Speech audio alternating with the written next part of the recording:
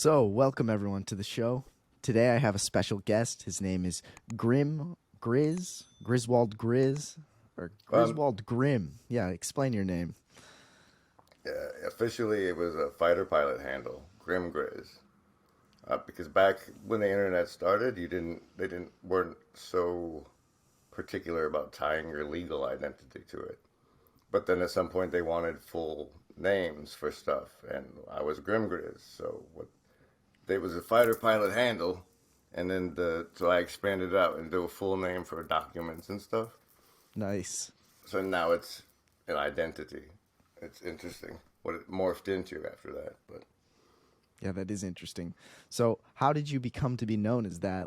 And what also brought you to this corner of the internet? I happened to find you through, I guess, a trail. Jordan Peterson, John Vervaeke, Paul Vanderklay, and a few others. But explain to me how you got this persona and what your channel's about, and I guess what you are about. the persona. The seeds were planted in the host body, through the development of it. And then there's this thing called the ingression, which is shapers from another dimension coming into this one through portals all over the world. Everyone knows it as a game, the game that preceded Pokemon Go, called Ingress.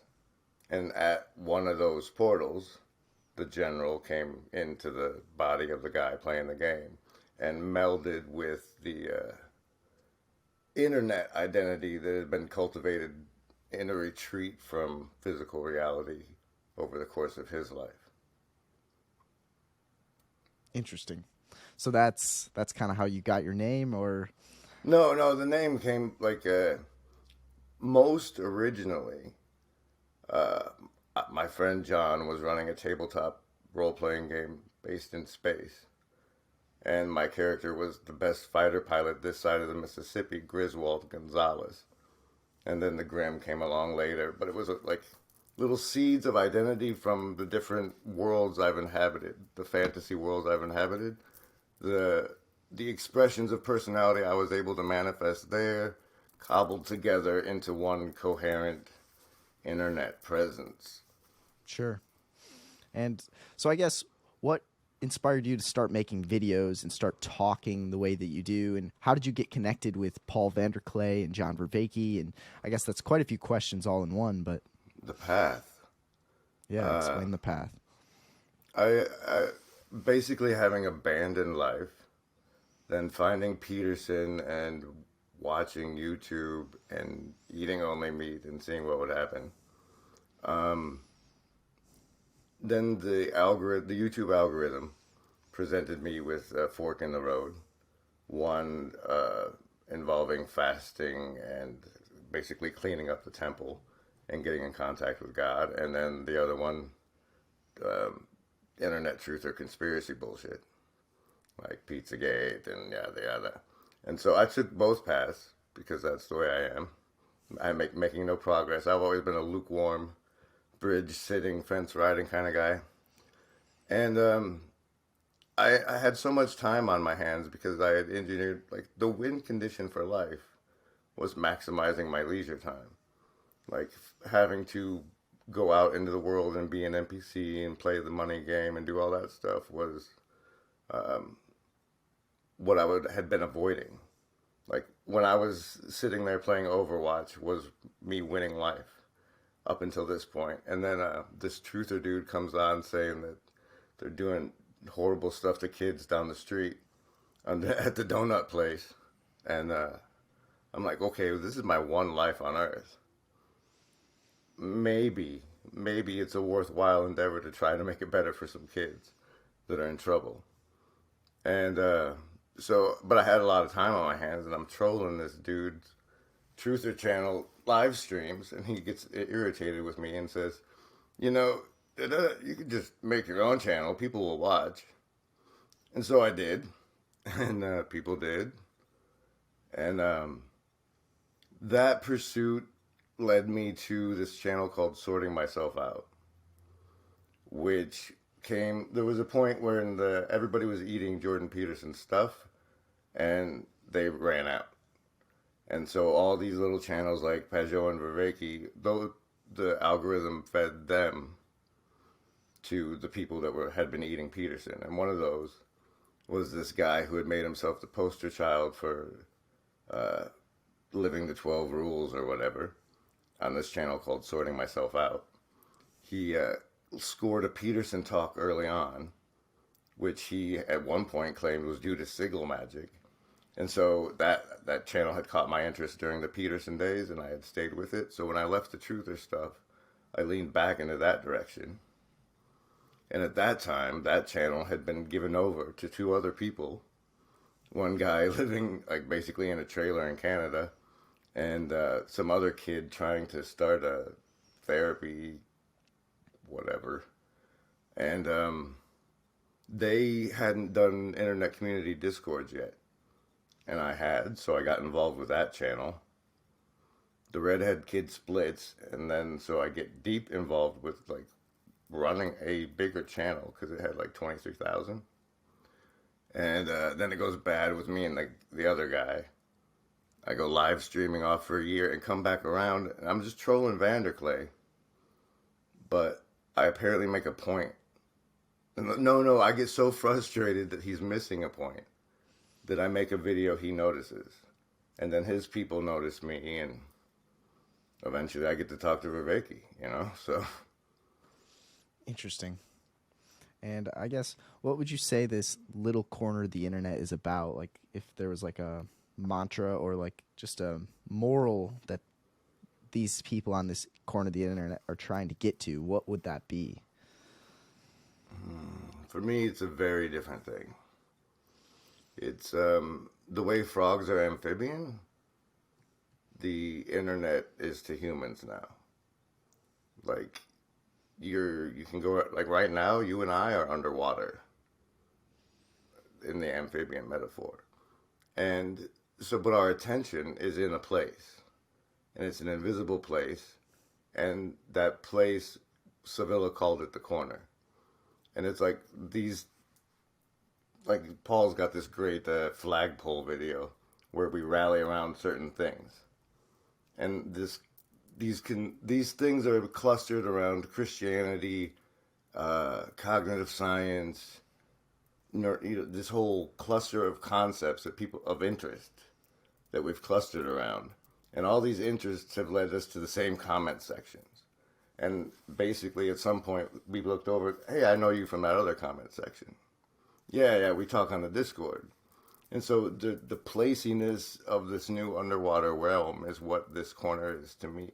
It's like all these people are recognizing, like I have for a while, that this is a place where we can build. It's a playground where we can build together. You're not stuck behind the fourth wall. It's participatory. You're not just watching TV. It's a place and you're here and you can play. Yeah, that's interesting. And it's like you said, maybe a mix of Christianity or Judeo-Christian ideas, and then paired with psychology or neuroscience and how those kind of pair up. Kind of just how Peterson might talk about Christianity. That's interesting because I guess I went to a small Christian school, and so I was fed the Christian message all of my life, honestly, and then I kind of rejected it because it didn't line up with a lot of modern day science, and I was like, oh. But then I heard Peterson, and he kind of applied the Judeo-Christian messages to a 21st century worldview, and it really opened up my eyes to the beauty of looking at it from a psychological perspective and looking at it through a symbolic perspective. And it seems as if people in this side of the internet are able to take the values from Christianity while also being a good scientist in some sense. Would you say that? No, I wouldn't, but I understand why you would. I'm not disagreeing with it. It's just not a thing I would say. This corner is all people who I would say have found nihilism unfulfilling. And if you look at the word psychology, like the root, etymology, ETYMO-ology, is very important. I recommend it to everybody. It's like, what does that mean? it's the study of where the words come from and why they mean what they mean. And in this realm, that's very, very important. I don't know.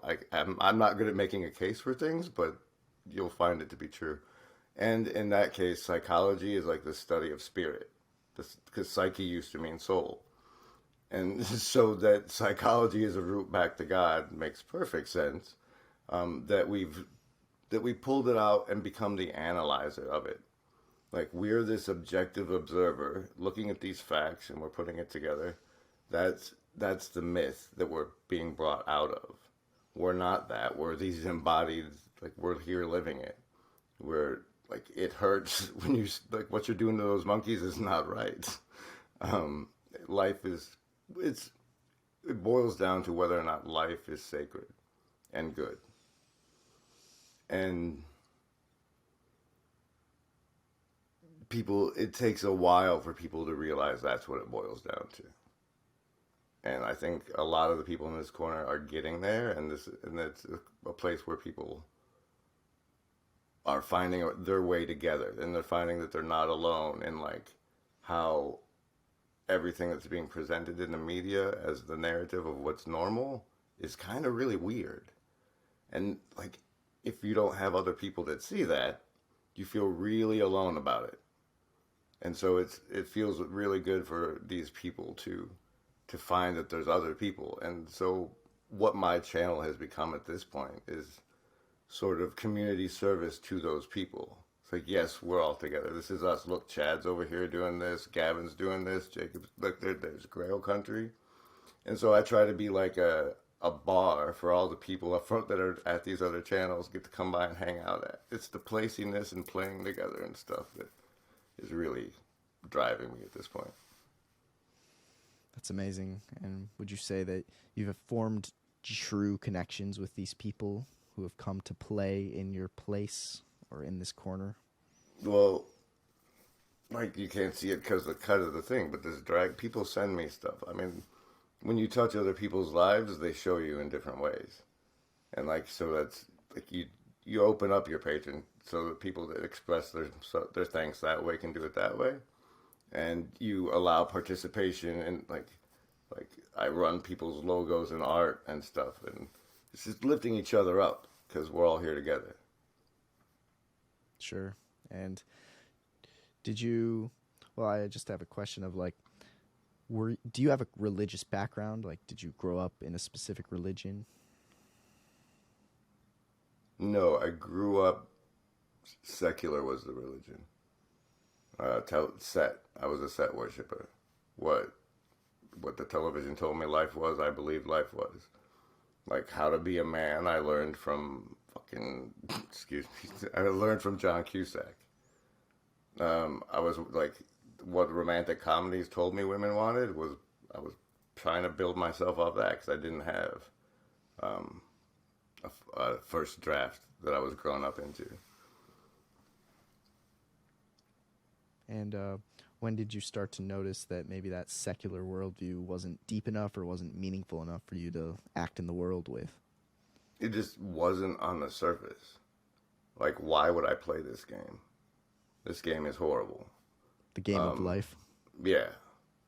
Like, why would I want to be a person who, like, works for somebody else, pays my taxes? What this? I looked at, like, my mom and my dad. I didn't have my dad until I was 30, but I found him. And I looked at how they had lived their lives, and they had done for 40 years what they were supposed to, and where they ended up. So not only was the 40 years I saw them do not worth it, and where they got wasn't, and I was looking at the same thing if I followed the normal path. So it was like, why do that? Why do any of this? And so that led me, thanks to, I don't know, I'd say Rogan's pushing it, but to shrooms, I was like, okay, there's more. Where do I find, how do I get to the more? And, like, because of the way Christianity presents itself as church and the way Christians present themselves, there's nothing more, there's nothing not secular offered by the church I see. Apparently, the Catholics have this sweet, sweet anti-Doron, but it's like you got to be way in to even hear about it. And so I don't know about that. They don't have like baseball cards for the saints showing us what like virtuous humans are. They're a non-presence, and so shrooms is like people. You hear stories, DMT, ayahuasca, shrooms, like Peterson in the ayahuasca letter, like where I was in my life looking for that he got that endorsement or faked that endorsement, or he read a lettered endorsement from Mother Ayahuasca through a lady to him about him, and that was like, okay, there's something here. And the endorsement was beautiful. It's like he's here to spark the reignition of divine masculinity at this time. And I love that at this time part because people are still following him. And that was 40 years ago. It should have been sparked by now. But what is divine masculinity? Ned Flanders? Is that the embodiment? Like, what's my visualized embodiment of divine masculinity? The Pope? I don't see one. So I don't. That was kind of all over the place. I don't know if I got your question in there. Yeah, you were saying like when you're living life trying to figure out who to look up to as a role model, who's a virtuous man, who's a person who has that divine masculinity in their soul. Like it was hard to find. And would you say like Peterson was the first person you found that kind of embodied that or showed you what you could be? My personal Peterson path was that a conspiracy guy who sees the world like I do sent me his number 9 lecture from the Classroom series, like basically right as he was popping off. So like I had no knowledge of the suspender incident or that poor memed woman. And then as he popped off, I rode along with everybody else through the Bible lectures and stuff. But when Rogan had Owen Benjamin on, and then there was this guy, they brought Kurt Metzger in, I think, for some reason. It was really super weird. And it was apparently Rogan trying to rein in Owen Benjamin's behavior because he had tweeted something wrong about a creative arts agency executive. And so basically Benjamin was on his way to getting canceled. And this was about the same time they had finally come after Alex Jones as far as censorship goes. And so I went that route. So after the Bible series, I had no idea what happened with Peterson. I mean, I understood he was on a book tour or whatever. And then when I came back to the Sorting channel, it was Peterson adjacent, so I got back into it right about the time he came out with the Benzo admissions and that interview with Michaela. And so, but what had fascinated me when I got into that area is what all these little channels had, like, in his absence, had started building things. Like Vanderklay and Vervaeke and 4 other people were supposedly writing a book that seems to have disappeared. The way nobody talks about Peterson leaving Patron and the Think Spot thing. There's a lot. There's things that happen and disappear, and I see them and remember, and I don't know why everybody else doesn't. But that's what happens in my little corner of my little corner of the corner. It's sort of that our fair. Interesting. And I guess, what would you say like the biggest lesson you learned from maybe Peterson or finding this corner of the internet? The soundbite takeaway is Vervaeke's the content of your character determines the level of consciousness you have access to. Say that one more time. The content of your character determines the level of consciousness you get access to.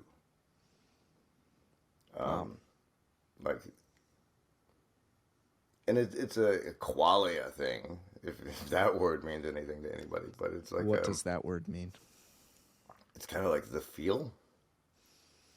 That's how I gist it, is the vibe, the essence, the way it is, the way it is to experience it, is that is what intensifies as your character does.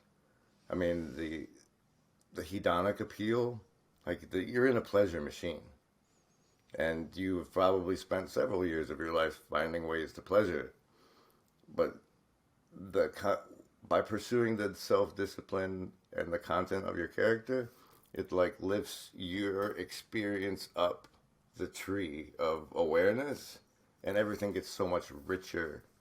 There's so many more layers that you have access to. And so the soundbite takeaway I would pass on to anybody is that from Vervaeke. For Peterson, I guess it's we're all TV stations now. But I don't know.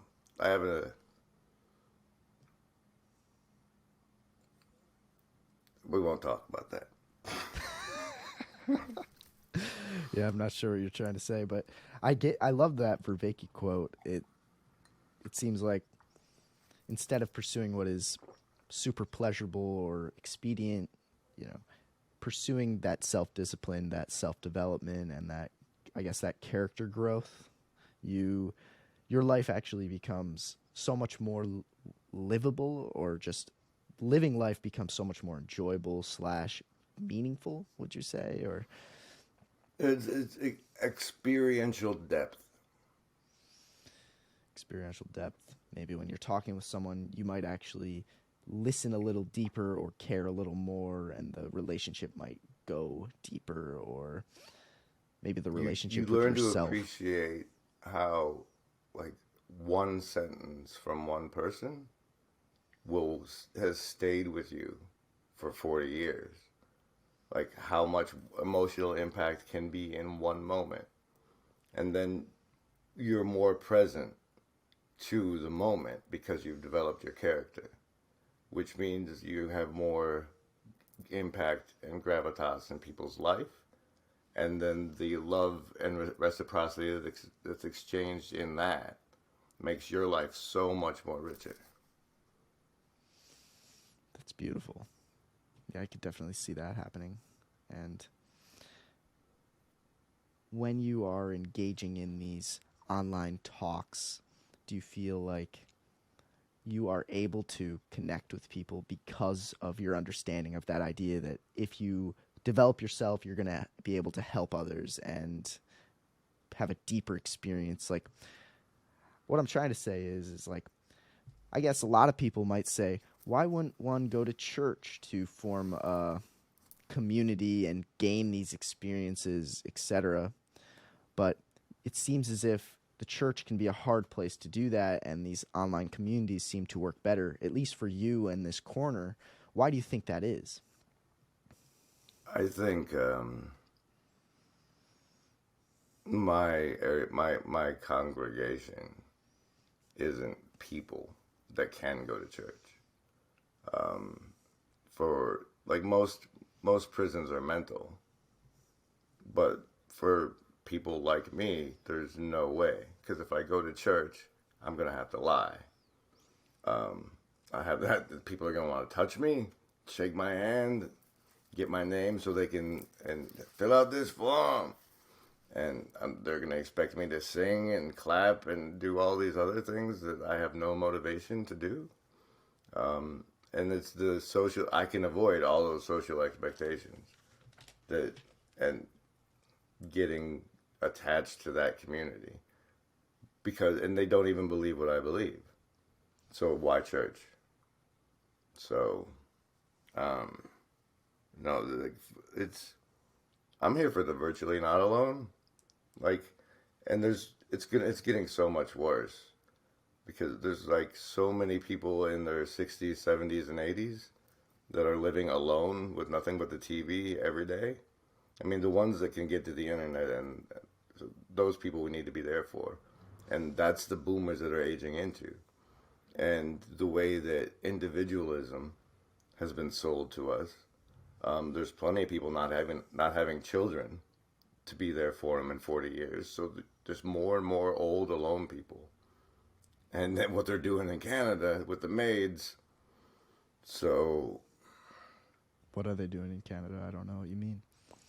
the maids is medical assistance in dying, and Oh, in like 3 months or so, you're going to be allowed to do it because you're lonely, because of depression and stuff, to free up state resources to otherwise, they're on state assistance. So there's pressure to talk them into offing themselves because we live in a secular world where there is no God, there is no soul. They're just draining our finances. And it's serious, and it's coming to America because we're aging into that. There's not enough young people to care for all these old people. We're in very serious times. And so I try to be a presence on the internet for people who are also alone. And like, there's neighbors I could go talk to, but I can't go talk to them because there's too much dishonesty. There's too much. I don't know. I don't know why exactly. And I'm not as an ad. Like, look at all the character development this little corner has made for this guy. I'm the cautionary tale, but I'm here, and so I'm being of service the way I can. And hi. yeah. Roll your saves versus mind control. One more time with that. Roll your saves versus mind control. What's It's the that? thing I do on my show. Oh, okay, what does it mean? Well, even if you just count commercials, you're constantly being bombarded by mind control.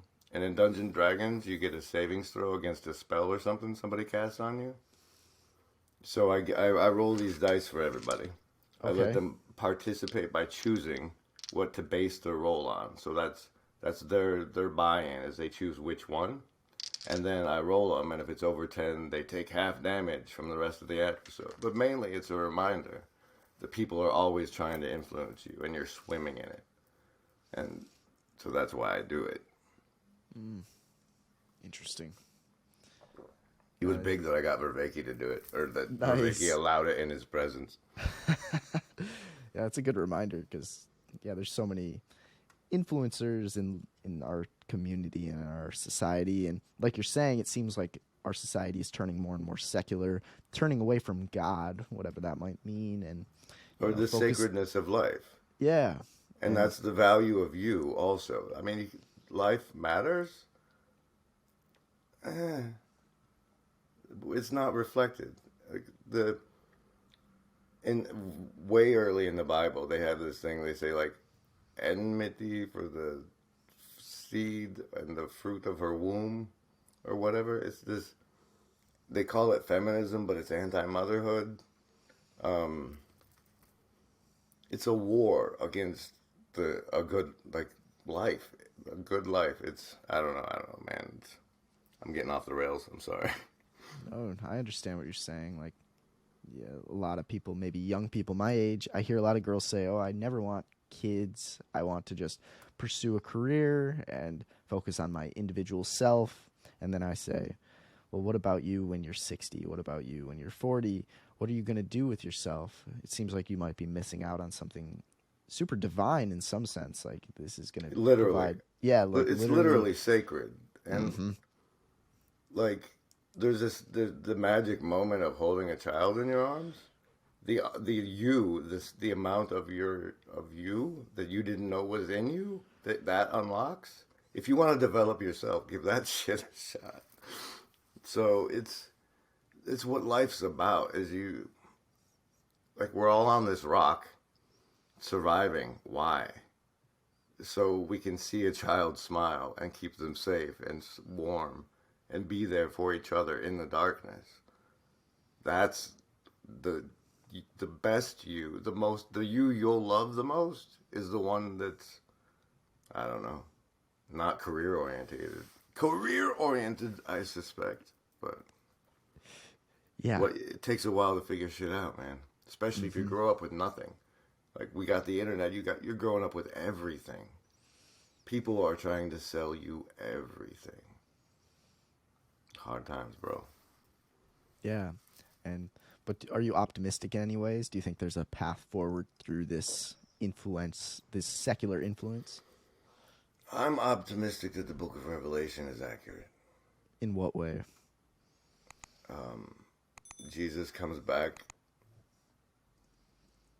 The things shift dramatically from the existence we've known. There's this important part where there's this mark of the beast where you have to take it, and if you don't, you can't buy or sell. And I lived through that like 2 years ago. If you pay attention, the Canadian truckers had their money turned off. People who supported the Canadian truckers, people who sat at home and just gave something they believed in money, had their money turned off. So there's the central digital bank currency, bank-backed digital currency, anyway, the new digital currency, they're going to be able to turn it off if you don't take the vaccine, do what they say the wrong thing on your podcast. You don't have money anymore, bud. And that's what we're marching toward. So thinking that the Book of Revelations might be true is my best bet. Because otherwise things look very, very bleak for the things they conditioned me to love growing up. Like freedom and liberty and apple pie and being able to talk to each other openly and honestly about what's really going on. So, serious times. That is, yeah, it's kind of terrifying. Like there's a lot of countries probably either over on the east side, like China, with like what's it called? Like, if you say something wrong, yeah, your bank account's frozen. And you're saying this is happening now in Canada, just our next door neighbor. We are China, man. I hate to spoil it for you, but everything's been made there. That's where our money went. We don't make things. They took that money and bought our stuff. Like we're waking up to the fact that we're them now, but we're them now. That's why everyone had to wear the masks, just like they make them do in China. You know, it's okay. It's okay. Things change. Nations fall. Societies crumble. Just people have lived through worse times than we're living through. I still got running water, you know. But there's this beautiful little meme that's like, hard times make strong men make easy times make soft men make hard times. We got soft. Like, we beat the West, beat communism. Like, Soviet Union crumbled. We are the big winners. And then we weren't fighting anymore. We weren't striving anymore. We weren't trying to be the best anymore. It doesn't matter. We won. And now that Piper's come to, that bill's coming due. Man, interesting. And I kind of want to dive back towards the conversation about psychedelics. Like, what role do you think they could play a role in helping make America better or make the world better? Or what's your experience with them? They're dangerous.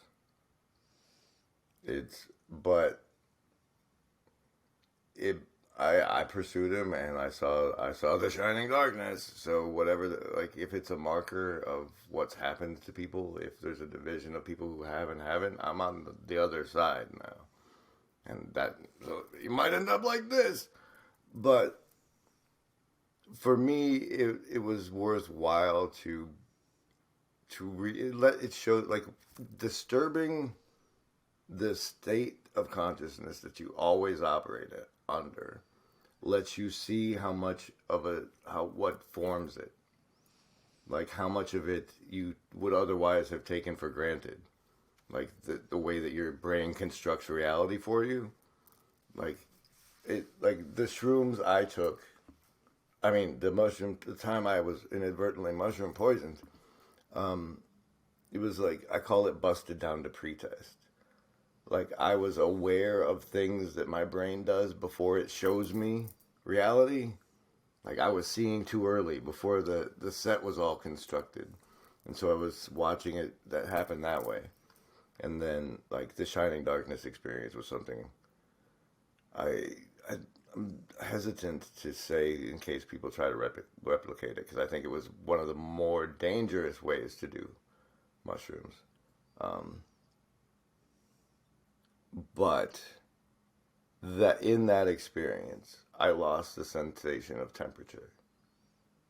Like, it wasn't I was cold, and it wasn't I was warm. It was like I had lost the ability to perceive warmth or cold.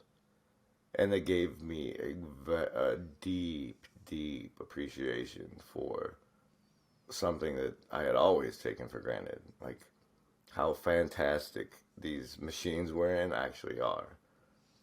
Is to lose a sense is, even for that time, like tiny little time period, gave me a great appreciation for the embodiment and being alive that I hadn't had before. And if you need one of those, maybe.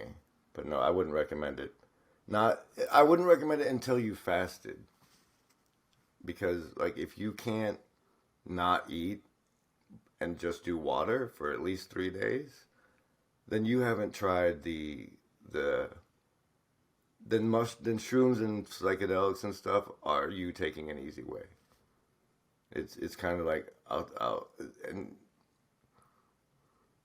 I suspect that deep meditation experiences are way better than what you get on shrooms. They're just so rare because they require discipline.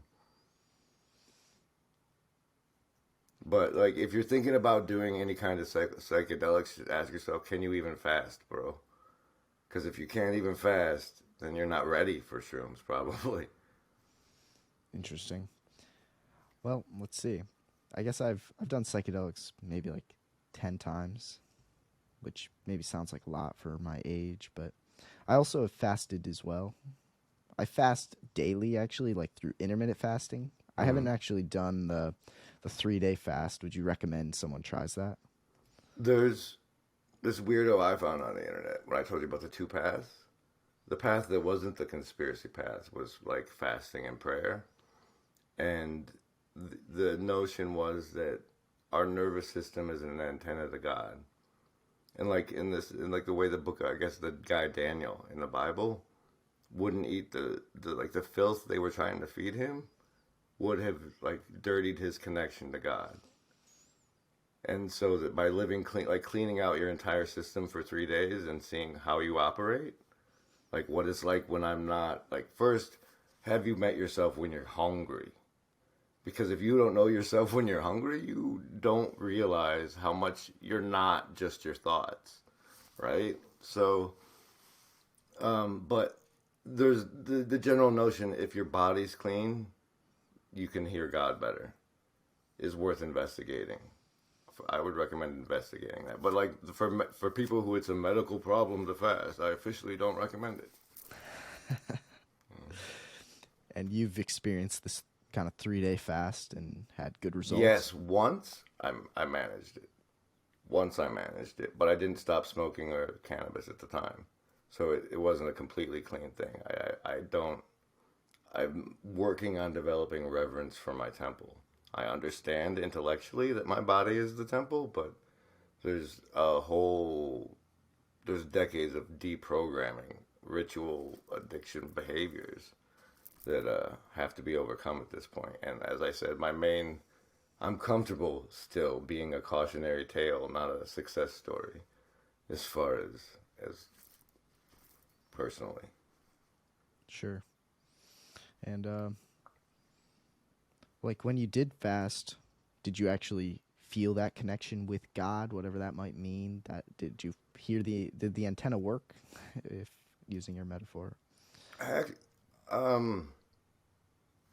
There was no meditation or anything, so it wasn't like a full process, but it was the proudest I've been of myself in decades.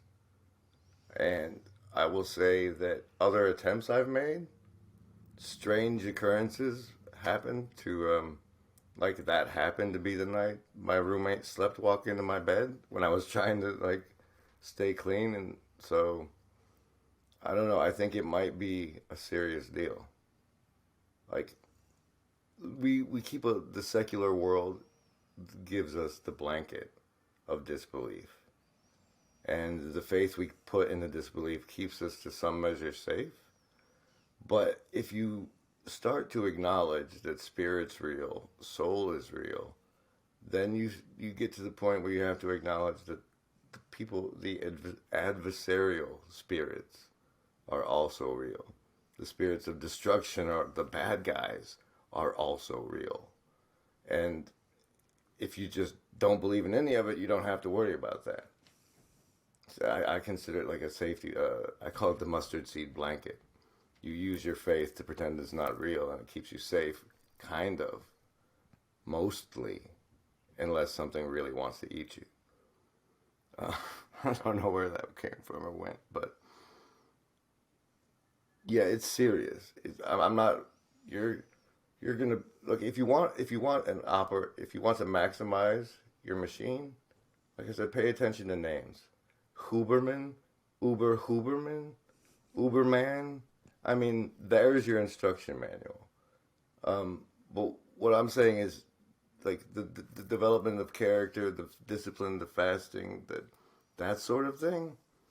That's a whole nother level of important. You can't, if you get into it, if you go there, you can't carry your little mustard seed blanket. So, I don't know.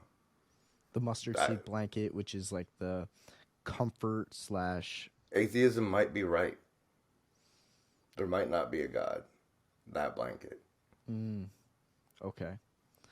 Yeah, but when you act in the world through that lens, it's hard for you to gain the qualia of experience that you could gain through realizing that life might be sacred. You could turn into a player instead of just a background character. I don't think anybody that's wearing the secular blanket, like, you can play the materialist game. You know, I want the most toys, and still carry that blanket, and then become rich and famous. But once you get rich and famous, you're gonna get bored and realize it's time to play the other game. And that game affects lives. Like, that's you're part of the story once you acknowledge that you have a soul. Really deeply own it. You're part of God's story. You're part of Christ's story. You're part of humanity's story. So, what you gonna do? What you gonna embody? What image are you gonna bear?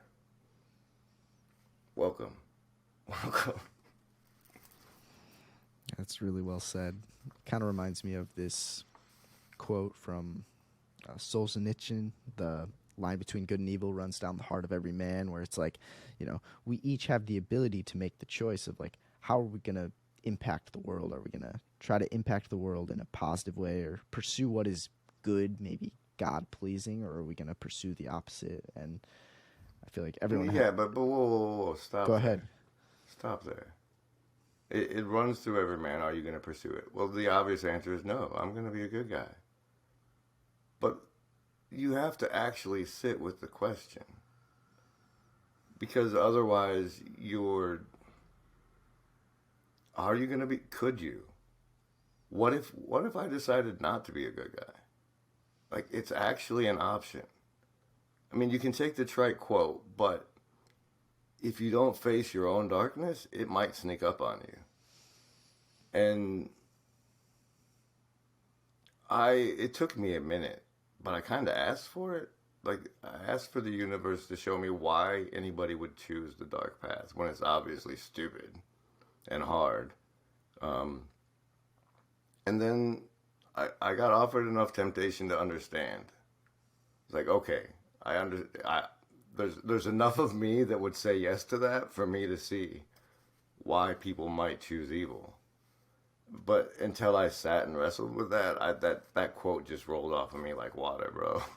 It's like, yeah, I'll pick good, you know. So I wanted to pause for a second on that. No, yeah, that's good. I try to say that quote because I want to realize in myself that there are things that I could do that are truly evil. I really could, and you know, if I if I don't realize it in an emergency or in a situation, I might snap and choose the wrong way, or I might not even be aware of how bad I could be or the actions that I could do and the damage they could do.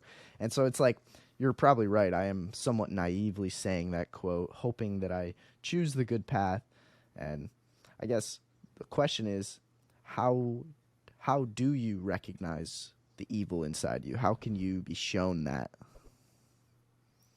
There are two golden rules in our life. He who makes the gold makes the rules, and do unto others as you would have done to you. And especially if you keep doing this and it goes well for you, you're going to have to deal with the groupie opportunities. There are going to be delicate, probably damaged people that try to get some kind of solace from you, and it will be lopsided in your favor to give it to them. And so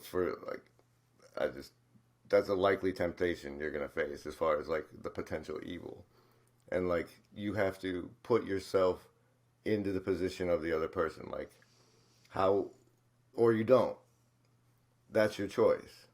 It's like, you have the gold, you're making the rules, or you're deciding what that other person is experiencing. That's how I would do it. It's a matter of if you can, the more you can put yourself in imagine yourself as the awareness in the life you're dealing with. That's how you don't do evil to it, because you think of it as part of yourself. You treat it as part of yourself. You care for it as part of yourself. I see. So you're saying, me being a person who makes videos and might gain a following, I might be faced with the idea of people come to me with advice or asking for advice or with thoughts or questions, and I could choose a few different routes. Is that kind of what you're saying? Like, I could choose the route of really empathizing with what they're saying, or the route of... Okay, no, yeah, so sir. where are you going? I'm saying people are going to send you stuff. Okay. They're going to send you pictures of the boobs. They're going to offer to do you sexual favors. They're going to try to influence the direction you do your podcast. And they will offer you things that you will enjoy if you take the offer. And there will be a cost, and you will become the person your choices make. Those are the temptations, the evils that evil is, like, for me, when it becomes evil is when it hurts more other people than the good it does. Like, it's doing good for me, so I'm choosing it. And if that good that's happening to me does more harm than is right, that's where the evil's at. I'm choosing myself too much, separating from the unity of us all. And that's, I don't know, that's the notion of evil, though, is you turn your love inward too much instead of outward. Yeah, because you said if you are aware that you are like and maybe are a part of that other person, and you try to love outward and not so much inward, then you then are able to better the world in a slight way by truly loving someone else and yourself at the same time instead of just yourself. It's kind of a matter of respect. It's like you respect yourself enough not to cave to a temptation. And like, caving to that temptation is great for both of you, and you guys can bond over like the wrongness of that you share. But like, will that person respect you in 40 years? Like, the way you interact with them now, the way you conduct yourself as a person with them, is that something that's going to withstand the test of time, or are you being selfish in the moment? So. Yeah, I don't. You probably don't know, but my channel, I guess, started. The first episode of this whole thing was me talking about porn addiction and, I guess, hookup culture, and I guess my problems, that are my addiction that I had to porn, and that's actually now gone away, at least from what I can tell. Honestly, through these episodes, because of me explaining and being vulnerable, and I've been a person who is just kind of known. At least myself, I see myself as a person who wants to vocally reject, hedonic like hookup culture and porn and whatnot. And that's actually kind of one of my goals with this podcast, is to talk about that and to truly, honestly, it holds me accountable, because if I talk about it publicly, I'm forced almost to not go down that route. And are you talking about like, it seems like you're talking about like sexual things, like, interacting with someone in a way that you can't respect each other if you looked back, or you're not just talking sexually? Oh, it's all energy. Like, business deals is a type of sex. But it's more like, the question I thought was like, how do you make sure you're treating the other person right? And so that was just all riffing. As far as the porn and hookup culture thing, why is it wrong? It seems as if you're not recognizing that the person, well, it depends on which one we're talking about, but I guess for a hookup, it seems like you're not looking at the person as if they're a part of you, or if they're someone that has true divine value. You're almost looking at them as if they're just a vessel for me to gain pleasure in this moment, but they aren't an actual person that actually is connected to me in a way, or is connected to me through this universe. And, also, like, if I were to look back, or if they were to look back and think of me, and if I were to think of them, what would we think of each other? We probably wouldn't be able to respect each other, or be able to say, yeah, this person is honestly probably a good person, or you wouldn't be able to say what that. do you think of hookup culture while you're engaging in hookup culture, right? It's like, I know I'm doing this, and I know how it makes me feel to do this, and so, right? Is that the thing is, it's not, you're not objectifying it. I think mentally it's happening, but like spiritually, you're binding your life to that person. It doesn't matter if, like, intellectually it's just a hookup to me, like, and like, I don't, potentially disease wise, you're binding your life to that person. But you're also plowing an empty field. You're also getting the reward that, like, a woman is meant to bestow on the man she's willing to. We need more of this in this world, and take you in and make more of you. You're getting that gift but it's a false simulacrum of it. It produces nothing. There's no fruit. It's barren. Porn is worse, because it gets, first it cucks you. It's like, hey, Harley, I'm going to bang this chick later. You want to come sit in the corner and watch? No, but you will behind a phone. You'll watch me do it if it's on a video, right? So why are you doing that if you wouldn't do that? And all your creative power, your desire to go get things in the world, it's a weapon you use to make people weak. And that it's been normalized in our society alongside masturbation. Like, there is the argument that masturbation's healthy. That you're too damn lazy to use your imagination to do it is a real problem. It's something else. You've fallen victim to something that destroys people and lives. And it's okay, because everybody does it. But everybody did a lot of stuff in Sodom and Gomorrah too. No, I don't know. Very well said. Very well said. Feels like I'm getting preachy though, bro. Can we call it? I don't like to do long ones. Sure, this could be a good place to stop. You want one more question? Yes. Give me a closer. What is God? What is God?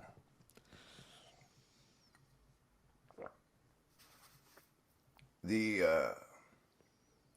only way this story comes out good in the end is if God's the one writing it.